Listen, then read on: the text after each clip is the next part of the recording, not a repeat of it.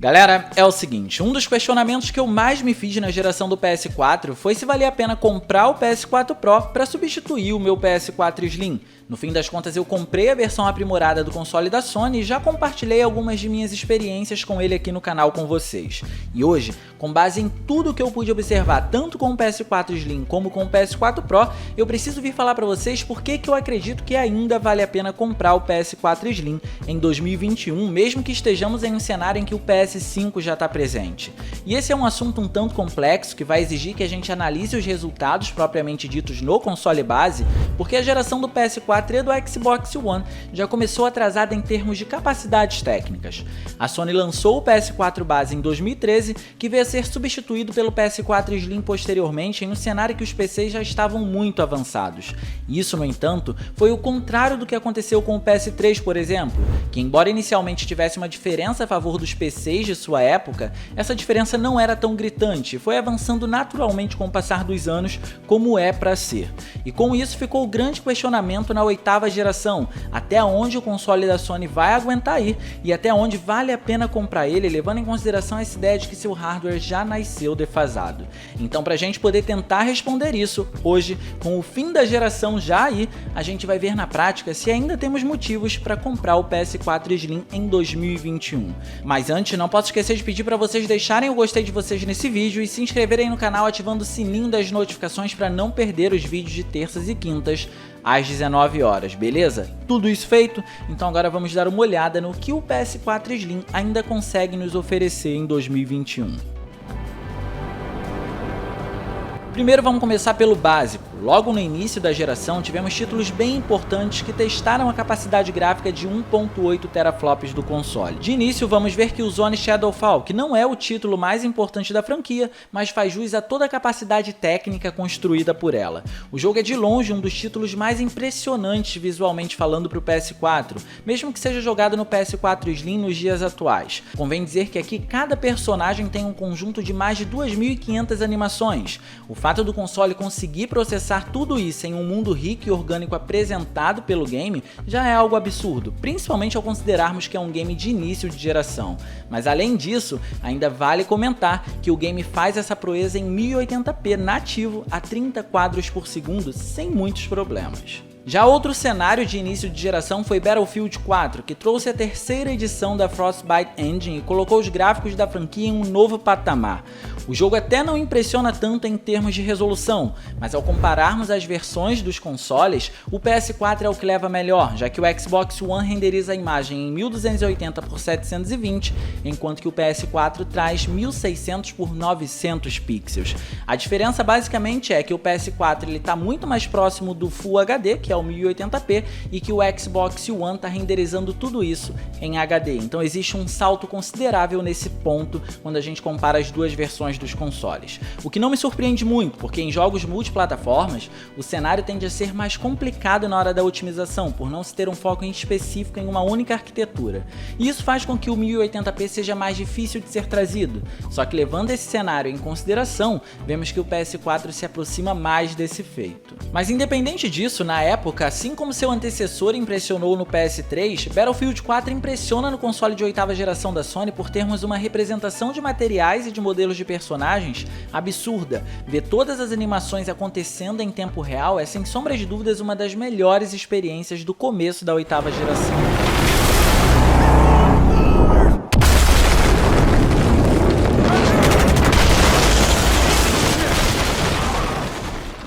E agora, é com esses dois exemplos que a gente vai dar start a todo o resto do vídeo, para ver como o PS4 se desempenha ao longo dos anos com seus jogos exclusivos e multiplataformas, e principalmente, como ele se sai diante do PS4 Pro, que é um console que atualmente está muito mais caro e tem a ideia de proporcionar uma experiência em termos de performance e resolução exponencialmente superior. Começando com os multiplataformas, um caso que eu gosto muito de mencionar é dos remakes de Resident Evil 2 e Resident Evil 3 por fazerem um excelente uso do que pra mim é uma das melhores engines da atualidade, a RE Engine. E os resultados encontrados em ambos os jogos é basicamente o mesmo, mas vemos uma certa supremacia no caso do PS4 Slim quando comparado com seu concorrente direto, o Xbox One S. Ambas as plataformas encaram o 1080p aqui, a diferença é como cada uma faz para atingir esse resultado. Enquanto o Xbox One S precisa usar uma técnica de reconstrução para alcançar esse feito, o console da Sony faz isso de forma nativa sem o menor problema, o que proporciona uma imagem mais nítida e modelos de personagens com detalhes mais suavizados, como o cabelo deles, por exemplo. E quando falamos desses consoles base, o jogo almeja os 60 FPS, mas infelizmente não atinge esse feito em nenhum dos dois, e eu preciso comentar isso para ser justo nesse vídeo. Só que é importante destacar também que o PS4 tem uma performance levemente superior aqui. E claro, ao mencionar o PS4 Pro, essa performance se mantém mais estabilizada, mas o jogo em contrapartida também não alcança o 4K nativo, ficando na área dos 1620p. Então se você quiser jogar qualquer um desses dois jogos em 4K, sua melhor alternativa é o PC, e levando tudo isso em consideração, o PS4 Slim definitivamente faz um bom trabalho. E pegando agora um exemplo que puxa bastante dos consoles de uma maneira geral, vamos falar do remake de Mafia, que já apareceu aqui no canal inclusive em uma análise bem concentrada. Primeiro é importante ressaltar duas coisas. Mafia é um dos títulos que mais se aproxima dos visuais de um jogo de nova geração. Todos os efeitos de reflexo, luz e sombra e iluminação global deixam os ambientes extremamente ricos em detalhes, e isso vale para todos os consoles. O mérito que eu quero dar para o PS4 Slim aqui é que ele consegue renderizar tudo isso em 1080p nativo, e para poder tornar isso ainda mais válido e também ser justo, tenho que dizer que o PS4 Pro roda em apenas 1440p, o que é ainda menos resolução do que os remakes de Resident Evil 2 e 3 conseguiram apresentar, e deixa o jogo ainda mais próximo do PS4 Slim nesse aspecto. Já quando o assunto é o Xbox One, ele perde essa disputa por trazer os visuais em apenas 900p, fazendo com que a versão de PS4 Slim se sobressaia e se torne o melhor custo-benefício do momento, já que ela consegue trazer o meio termo entre todas as versões. Ela não tem nem a resolução mais alta, mas também não tem a resolução mais baixa, e acaba assim proporcionando uma boa experiência. E sobre o último dessa sessão aqui de multiplataforma, um caso curioso, GTA V. Primeiro vamos falar do mais importante. Tanto a versão de Xbox One S como a versão de PS4 rodam em 1080p nativo, o que é mais do que justo, já que aqui se trata de um título que saiu na geração do Xbox 360 e foi remasterizado e retrabalhado para a geração do PS4 e do Xbox One. Só que no PS4 Slim o jogo acaba se destacando por apresentar mais elementos no cenário, nesse caso especialmente mais vegetação. O console da Sony tem não só mais elementos nesse sentido, como também apresenta uma qualidade maior neles e em sua iluminação, o que é curioso, já que não se trata de um elemento difícil de ser encaixado na hora de programar, e tão importante quanto isso é o fato que ambos os consoles têm arquiteturas bem fáceis de serem trabalhadas, diferentemente do que aconteceu com o PS3, por exemplo, que a gente conseguia justificar esse tipo de ocorrido colocando a culpa na arquitetura. Aqui não é o caso. O PS4 Slim acaba sendo uma supremacia porque ele traz esses elementos em maior qualidade e em maior quantidade também. Esses casos foram de fato interessantes porque nós vimos como o PS4 Slim consegue dar conta do recado em títulos extremamente recentes e principalmente títulos que são multiplataformas. A gente precisa levar isso em consideração, afinal de contas, quando um título é multiplataforma, ele não tem ênfase em uma única arquitetura, o que prejudica o seu desempenho na otimização. E aí é que a gente consegue ver como o PS4 Slim faz seu trabalho muito bem. Mas é nos exclusivos que vemos como o poder do console é extraído ao máximo, e o que a gente mais tem aqui são exemplos de como isso é um fato, e eu faço questão de detalhar bem alguns para vocês. Começando por Horizon Zero Dawn, título que já me pediram aqui para trazer no quadro do PS4 ao limite, e eu vou fazer isso. Mas por hora, vamos dar uma olhada em como ele faz muito bem seu papel tanto no PS4 Slim como no PS4 Pro. Enquanto no PS4 Slim ele tem 1080p nativo como resolução base, no PS4 Pro ele traz o 4K através da técnica de checkerboarding. Só que independente da plataforma, o jogo conta com um anti-aliasing de altíssima qualidade que deixa os modelos e as superfícies extremamente suaves. A imagem é realmente muito bem composta nesse sentido. Além de fazer tudo isso, ele traz um sistema de folhagem dinâmica que aplica física na vegetação em que a protagonista se esconde dos inimigos e opera em 30 quadros por segundo com uma estabilidade absurda. O fato é que os resultados são incríveis quando vemos ambas as versões rodando lado a lado. O PS4 Slim, mesmo que com menos resolução, consegue segurar a onda muito bem nos demais elementos gráficos. E não só isso, a diferença de efeitos visuais é quase que imperceptível entre as versões, o que faz com que a versão base seja extremamente jogável e bem próximo do que a gente encontra na versão aprimorada. E no próximo caso agora eu quero citar um que já apareceu aqui no canal e se trata de Marvel's Spider-Man. Antes de mais nada, vamos colocar as cartas na mesa como sempre. O game usa resolução dinâmica em ambos os consoles. Enquanto no PS4 Slim ele varia de 900p até 1080p, no PS4 Pro ele varia de 1584 até 1944. A grande diferença é que no PS4 Slim ele se mantém por mais tempo na resolução mais alta e no PS4 Pro ele tenta se equilibrar entre esses valores. Ou seja, no PS4 Slim a gente vai encontrar o Full HD na maior parte do tempo em termos de resolução. E tendo como sempre a versão aprimorada como base para comparações, a gente precisa sempre destacar a fidelidade gráfica encontrada aqui no PS4 Slim.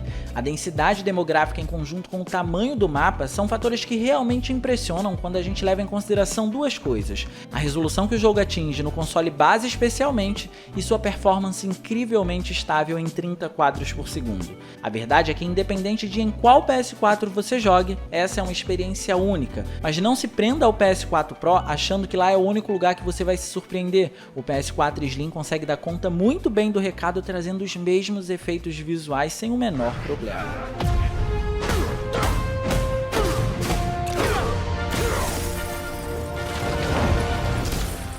E é o seguinte, a partir de agora as coisas vão ficar mais sérias pro lado do PS4 Slim. Os títulos vão começar a ficar cada vez mais recentes e demandando mais do poder do console.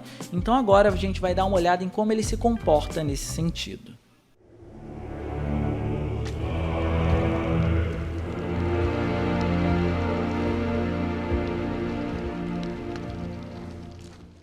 God of War já apareceu aqui no canal em uma análise bem profunda, mas é impossível fazer um vídeo desse tipo e não mencionar essa obra de arte e como é primoroso seu desempenho no PS4 Slim, principalmente quando a gente leva em consideração o que ele fez no PS4 Pro.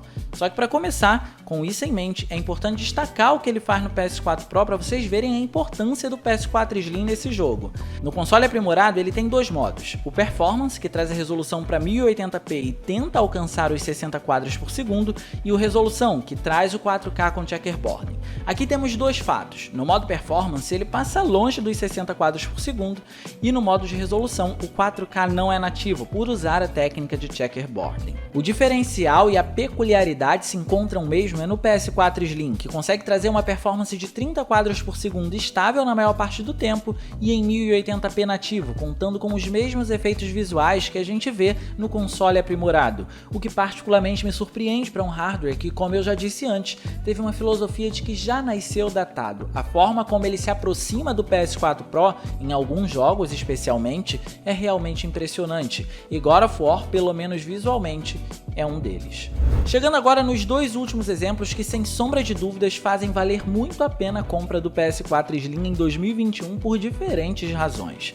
Primeiro, The Last of Us Part 2. Até hoje eu tento entender como conseguiram colocar tanta coisa inovadora tecnicamente falando dentro de um jogo para um console que, além de datado, já estava no fim de sua vida útil.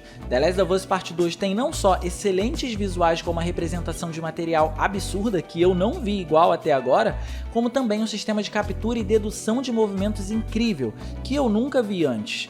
Ver a Ellie se esquivando dos inimigos é realmente assustador, positivamente falando, deixando a experiência bem próxima do que a gente encontra na realidade, inclusive. E o jogo faz isso sem esquecer de agradar os donos do PS4 Slim. A diferença entre as versões é que o PS4 Pro traz os visuais em 1440p e o PS4 Slim faz o seu 1080p nativamente sem o menor problema de performance, o que é incrível para todo o conceito técnico que esse jogo apresentou. E por fim, Spider-Man Miles Morales é, pra mim, o título mais interessante desse vídeo.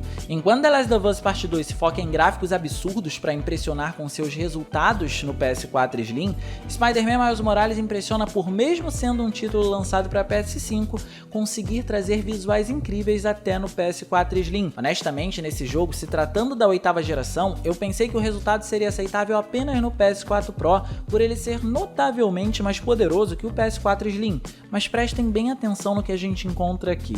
O jogo traz a resolução de 1440p no PS4 Pro e 1080p no PS4 Slim.